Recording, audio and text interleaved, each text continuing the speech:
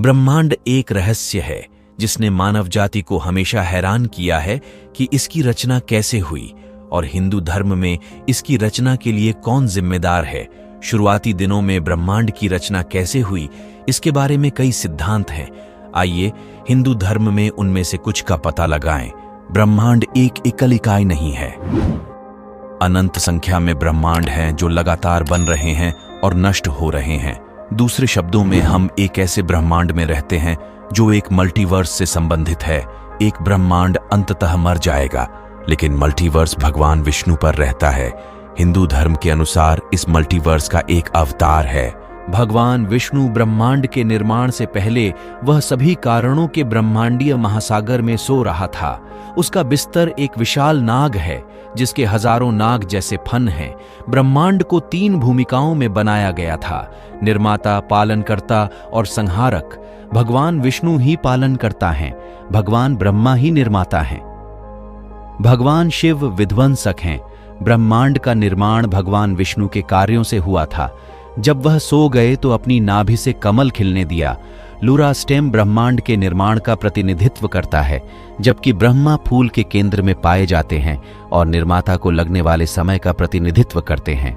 एक ब्रह्मांड के बनने और अगले ब्रह्मांड के खत्म होने की अवधि भी भगवान विष्णु की एक सांस की अवधि है। जब वह सांस छोड़ते हैं तो हजारों ब्रह्मांड अस्तित्व में आते हैं और हर एक में एक नए ब्रह्मा का जन्म होता है।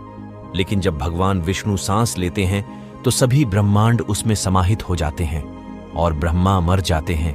भगवान ब्रह्मा उस ब्रह्मांड का प्रतिनिधित्व करते हैं जिसमें हम रहते हैं। वह सभी जीवन रूपों का निर्माण करते हैं और उस भौतिक दुनिया के लिए जिम्मेदार हैं जिसमें हम रहते हैं। भगवान विष्णु शाश्वत विविधता का अवतार हैं। वह सभी ब्रह्मांडों में जीवन की निरंतरता के लिए जिम्मेदार हैं। ब्रह्मा है हमारे अस्थायी भौतिक ब्रह्मांड का प्रतिनिधित्व, जबकि विष्णु शाश्वत विविधता का प्रतिनिधित्व करता है जो बिना किसी शुरुआत या अंत के हमेशा के लिए मौजूद है।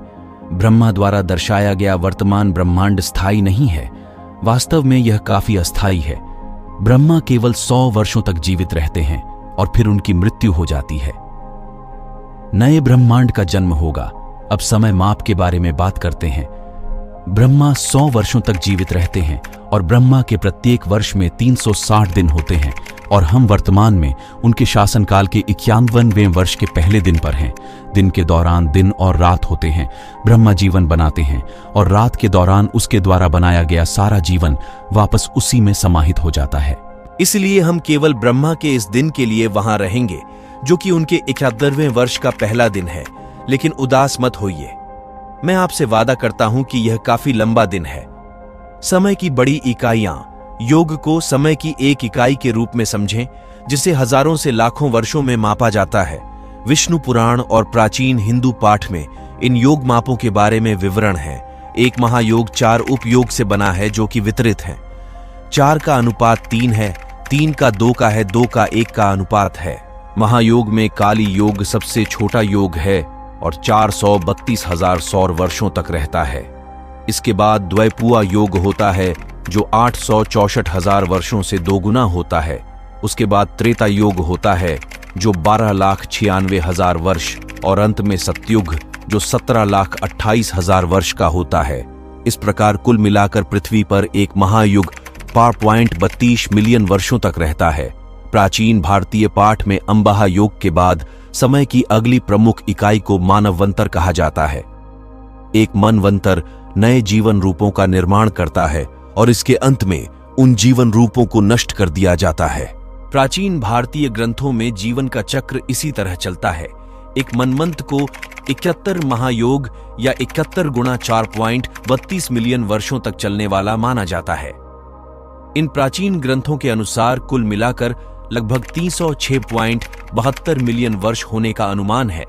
पृथ्वी पर सारा जीवन अंततः 306.75 मिलियन वर्षों के विकास के बाद नष्ट हो जाएगा। दिलचस्प बात यह है कि लगभग 222 मिलियन वर्ष पहले पृथ्वी ने अपने सबसे बड़े सामूहिक विलुप्त होने की घटना का अनुभव किया था, जिसमें पृथ्वी पर अधिकांश प्रजातियां भी नष्ट हो गई थीं। पुनर्प्राप्ति की अवधि होती है जिसे संधिकाल कहा जाता है। यह अवधि नवीनतम के अनुसार एक सतयोग या 1.7 से 8 मिलियन वर्ष तक रहती है।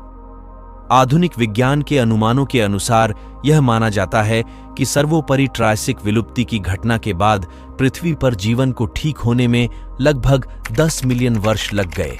जैसा कि आप देख सकते हैं कि हमारे ग्रह को सबसे बड़ी सामूहिक विलुप्ति के बाद अपने पैरों पर वापस आने में 10 मिलियन वर्ष लग गए। इतिहास।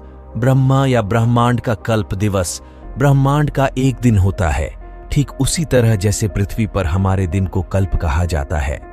एक पंथ के लिए समय अवधि 14 मनवंतर के बराबर मानी जाती है और इसलिए इस दौरान एक कल्प में 14 मनवंतर और 15 संधिकाल होते हैं।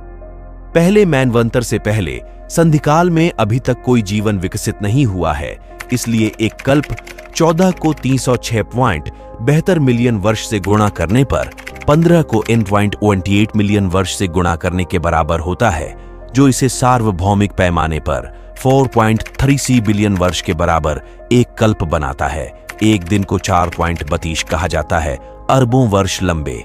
इस दिन को सृजन की अवधि में विभाजित किया गया है, जहां जीवन रूपों का निर्माण होता है, और एक रात की अवधि जिसके दौरान कोई सृजन नहीं होता है। प्राचीन हिंदू ग्रंथों की आयु 157.49 ट्रिलियन वर्ष है। आधुनिक विज्ञान हमें बताता है कि ब्रह्मांड लगभग 13.80 अरब वर्ष पुराना है। हालांकि प्राचीन भारतीय ग्रंथों में बहुत लंबी समय रेखा की भविष्यवाणी की गई है। प्राचीन भारतीय ग्रंथों का कहना है कि ब्रह्मांड की आयु लगभग 311 ट्रिलियन वर्ष है। यह वीडियो केवल एक प्रयास है। प्राचीन भारतीय समय के जिस बड़े पैमाने पर काम कर रहे थे, उसकी सराहना करने के लिए हमें कोई अन्य प्राचीन सभ्यता नहीं मिलती है जो अरबों या खरबों वर्षों की गणनाओं के बारे में बात करती हो, जिसमें समय की इतनी बड़ी अवधि को विशिष्ट नाम दिए गए हों। जैसे कि प्रसिद्ध अमेरिकी ब्रह्मांड विज्ञानी कार्ल सागन ने अपनी पुस्तक कॉस्मोस में कहा है कि हिंदू धर्म दुनिया के महानतम धर्मों में से एकमात्र ऐसा है जो इस विचार को समर्पित है कि ब्रह्मांड स्वयं विशाल, वास्तव में अनंत संख्या में मृत्यु और पुनर्जन्म से गुजरता है। यह एकमात्र धर्म है जिसमें समय के पैमाने उनके अनुरूप हैं। आधुनिक वैज्ञानिक ब्रह्मांड विज्ञान का चक्र हमारे सामान्य दिन और रात से लेकर ब्रह्मा के एक दिन और रात तक चलता है, जो पृथ्वी या सूर्य की आयु से 8.64 अरब वर्ष अधिक लंबा है और बिग बैंग के बाद से लगभग आधा समय है। वीडियो देखने के लिए आप सभी का बहुत बहुत धन्यवाद।